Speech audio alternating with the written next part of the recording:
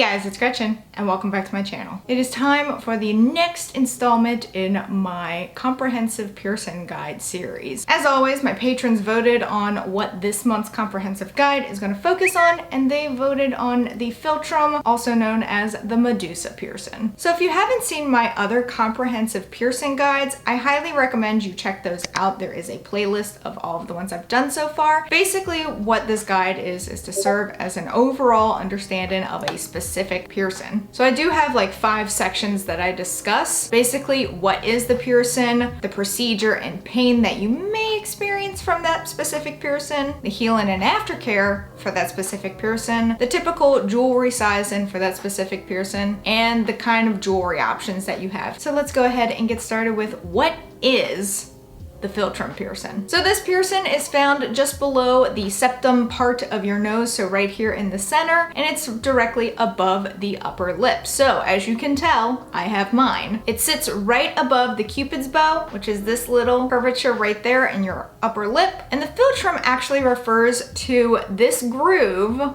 that goes from your nose to your top lip. This is the actual philtrum. That's what that little like vertical groove is the philtrum. So the actual name for it is philtrum, but a lot of people do refer to it as the Medusa. So now that you know exactly which piercing I'm talking about for this comprehensive guide, let's go into the procedure to get it done, as well as the pain that you may or may not experience with getting this piercing done. So because of the placement of this piercing, it's super important that this piercing is done as straight as possible and as centered as possible.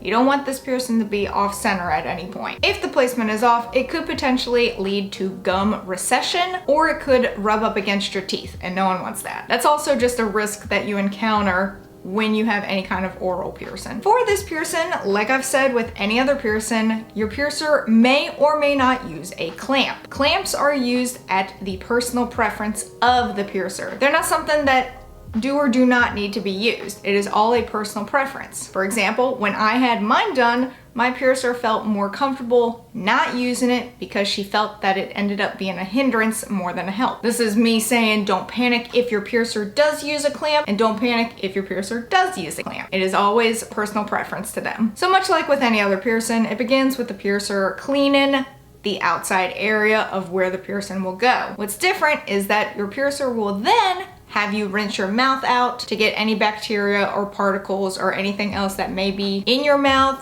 up against the lip out of the way. You'll rinse it out, kind of like when you go to the dentist, you know how they make you rinse your mouth out and then you have to spit? Kind of along the same lines. You're gonna need to rinse your mouth out, spit it out, and then that way your inside has also been cleaned, as well as the outside part. Your piercer will then mark the spot where the piercing will go. They may change this spot several times, just depending on what they think is correct. I know when I had mine done, my piercer made a spot. She didn't like it too much because it sat a little too low, so she got rid of the mark and then popped it up a little bit. Because of how important it is that this piercing is centered and straight, make sure that you get a close look at the mark. The piercer is going to know that it's a good marking, but you also take a look at it and just make sure that you're okay with it. These next 2 things are also a personal preference, like the clamps, so your piercer may or may not have you lie down. I was laying down for mine, but some people do sit up. Likewise, this next one is pretty interesting. Your piercer may either pierce from the outside going in or from the inside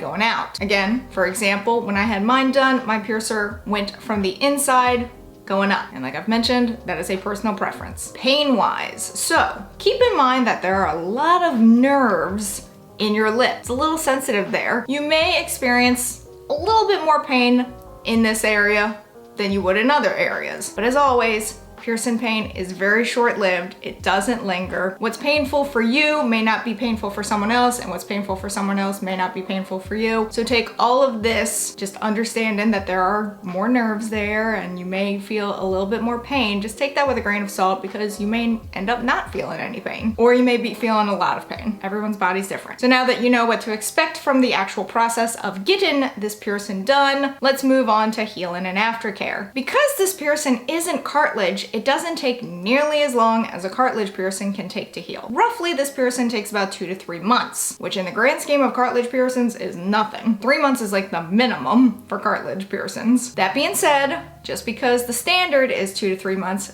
doesn't mean that your piercing can't take longer to heal. It usually will not take shorter though. As with any new piercing, you should always handle it with clean hands. Don't sit there and just play with it while you're sitting at your desk at work or at school. Leave it alone. Wash your hands before you mess with it. And as always, I'm gonna go over the proper aftercare solution, so like the actual saline solution that you would mix up or that you would use to clean a new piercing. The first thing you can use is a saline salt solution. This can either be a pre-made one or one you make yourself. NeilMed and H2Ocean make great pre-made ones, or you can create your own with proper measurements. 8 ounces of distilled or bottled water. Don't use tap. There's too much stuff in tap water that you don't really want to get on your piercings. So 8 ounces of warm distilled water mixed with 1/8 to 1/4 of a teaspoon of non-iodized sea salt. You want to make sure that it is non-iodized. Mix it together. You can then take like a Q-tip or a cotton round and just clean the piercing site. Don't overdo the cleaning, because overdoing the cleaning can actually prolong the healing process. 2 to 3 times a day is plenty. You don't need to overdo it, but also don't underdo it. If you use a pre-made solution, you can just spray it directly onto the site.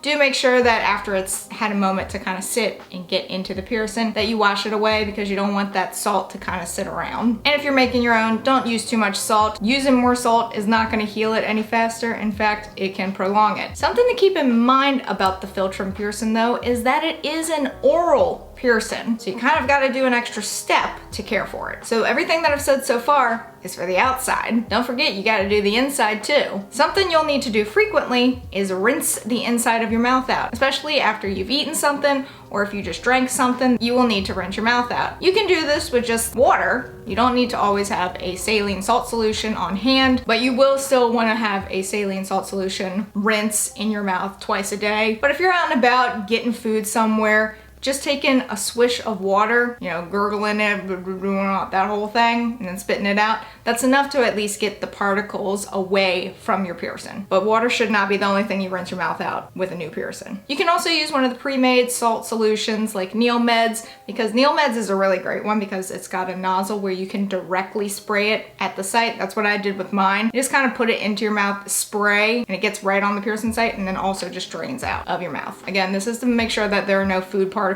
getting stuck behind the piercing stud. As always, don't use things like alcohol, Neosporin, or Bactine on a piercing. They're not meant to be used on a piercing. Alcohol products dry out the skin. Neosporin and Bactine prevent oxygen from getting to the piercing, which it needs in order to heal properly. So just don't use any of those products. Bactine even has on their website, don't use on a piercing. If the company itself is saying don't use it on a piercing, probably a good idea not to use it on a piercing. And as always, don't mess with the jewelry. I know there are certain places that tell you to turn the jewelry.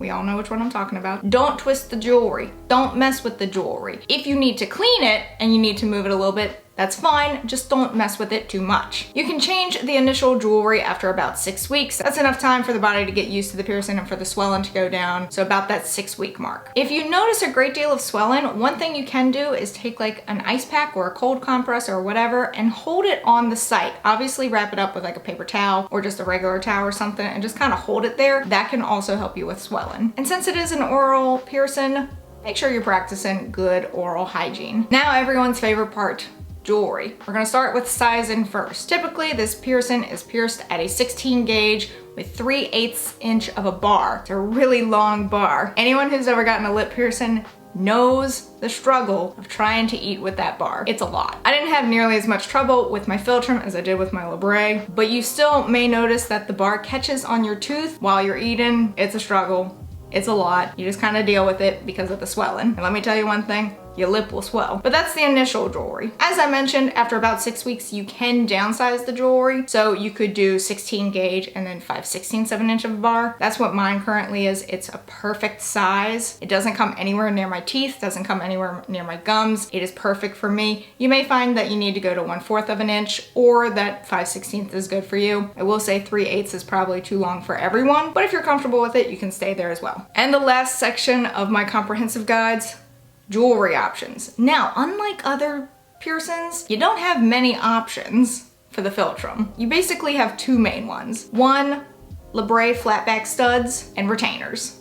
That's about it. I suppose you could put a hoop in there. Very uncommon. I probably wouldn't recommend it just because you do have the possibility of it like rubbing up against the gums and the teeth. So usually the two options are the Libre flatback studs. You want the flatback stud. You don't want the ball on the other side because then that also has a greater chance of hitting your gums or your teeth. You want that flatback. And then retainers usually come in that kind of style as well. So that is just a quick rundown, an overall view of the Philtrum or Medusa piercing. I absolutely love mine. I've been wanting it for so long, so I was so happy when I was able to finally get it. If you've been thinking about it, I hope this guide is helpful to you. If you have one and just wanted a little bit more understanding about it, I also hope the guide is helpful to you. And as always, thank you to my patrons for voting on it for this month. I'm excited to see what they vote on for next month. Special thank you to my patrons. You can help support the channel on Patreon while having access to videos early, viewing patron-only content, and more. But that is it for this video. If you enjoyed it, please give it a big ol'